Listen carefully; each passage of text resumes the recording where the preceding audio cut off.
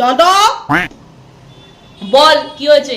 শোন, তোকে কি বলছি বৌদির চরিত্রটা না ঠিক ভালো নয়, বুঝলি?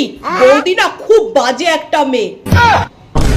এই কি সব উল্টোপাল্টা কথা বলছিস তুই? হ্যাঁ, মেরে না তোর দাঁত ভেঙে রেখে দেবো, বলে দিলাম। শোন শোন শোন, তুই না আমার দাদা হোস, তাই তোকে কেন আমি উল্টোপাল্টা কথা বলতে যাবো? আমি না যা বলছি একদম ঠিক কথা বলছি।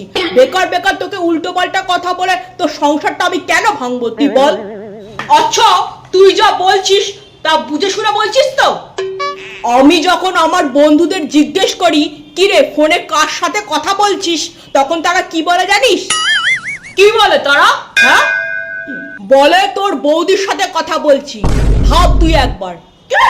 তবে রে হতচ্ছাড়া, আজকে তোকে মেরে ফেলবো আমি।